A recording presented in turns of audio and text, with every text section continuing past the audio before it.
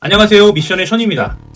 애플의 개발자 컨퍼런스가 진행이 됐고 올해 들어서 처음으로 진행하는 애플의 오프라인 이벤트라서 그런지 관심과 기대가 많았던 만큼 그것에 보답하는 풍성한 행사였지 않나 싶은데요.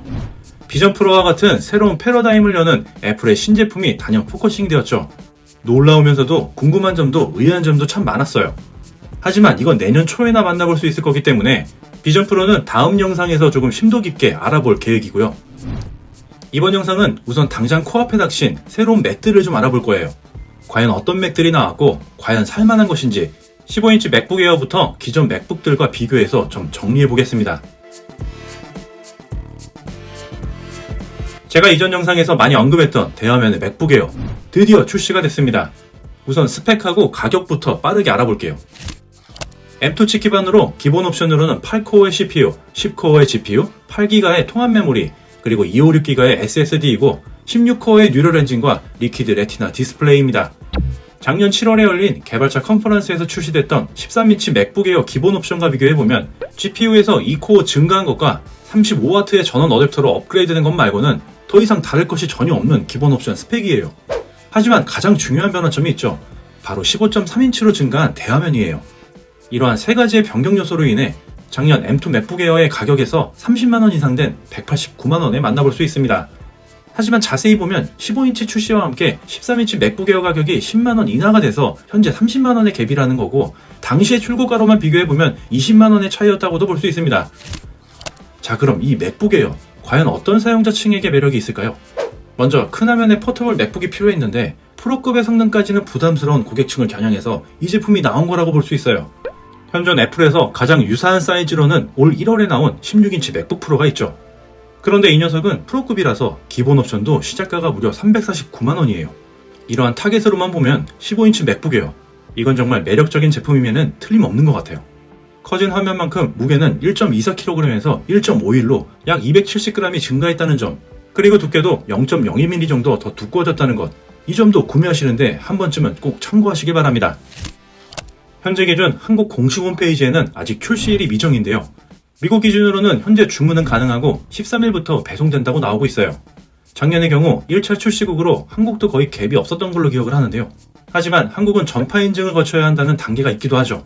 아직까지는 전파 인증 사이트에 등록된 신규 애플 제품은 없습니다. 추가 등록 소식이 있으면 커뮤니티로 바로 공유해 드릴게요. 추가적으로 몇 가지 기본적인 구매 꿀팁을 드리려고 하는데요. 만약 교육 할인으로 구매가 가능하신 분들이라면 보다 더 저렴한 가격으로 접근이 가능합니다.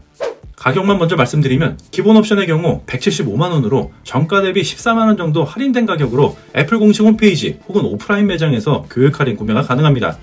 하지만 교육 할인을 받으려면 유니데이즈로 인증받아야 하는 건 다들 알고 계시죠?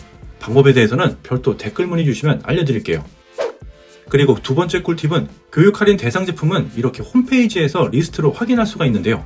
신제품 출시라고 해서 교육 할인이 불가능한 게 아니에요. 즉 교육 할인이라고 해서 정식 판매 수량과 별도의 재고로 관리되지 않는다는 뜻이고 이것은 한국 애플 관계자를 통해서 직접 확인한 내용이니까 혹시 초기에 교육 수량이 모자랄까봐 일반 제품으로 구매하시는 전략을 세우셨다면 그럴 필요는 없다는 점 참고하시고 구독자 여러분들의 상황에 맞게 유리한 케이스로 구매하시면 좋을 것 같습니다. 자, 마지막으로 잠시 잊고 계실 것 같아 공유드리는데요. M2의 SSD 종특 얘기입니다. M1의 경우 SSD가 256기가 사이즈 기준으로 낸드 플래시가 128기가짜리 2개가 레이드 구성이 되어 있는 반면에 M2 설계칩은 256기가 하나로 단일 연결이죠. M2의 SSD 속도가 느리다는 이유가 여기에 있었던 거고 이번 맥북 에어 역시도 여기에서 벗어나지 않습니다.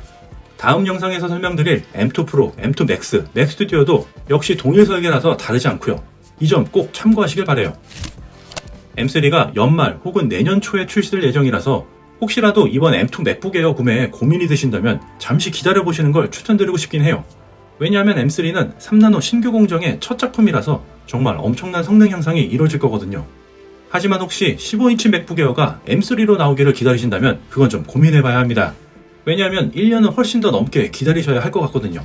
리프레시 제품이 나올지도 미지수이고요. M3 관련해서는 다음 영상이나 커뮤니티에서 전해드릴 테니까 제 채널 구독과 알람 설정 꼭 해놓으시고요. 자, 지금까지 이번 개발자 컨퍼런스에서 생각보다 많은 종류가 출시된 맥 중에서 맥북 에어를 중심으로 구매 포인트를 비교 정리해봤습니다. 구독자 여러분들께 많은 도움 되셨길 바라면서 혹시 궁금한 사항이나 추가 의견 있으시면 댓글로 공유해주세요. 오늘 소식은 여기까지이며 영상에 조금이나마 도움되셨다면 구독과 좋아요 부탁드리고 커뮤니티를 통해서도 빠른 소식을 전달해드리고 있으니까 알람 설정하시고 핵심적인 알찬 소식과 정보 많이 얻어가시길 바랍니다. 지금까지 미션의 션이었습니다.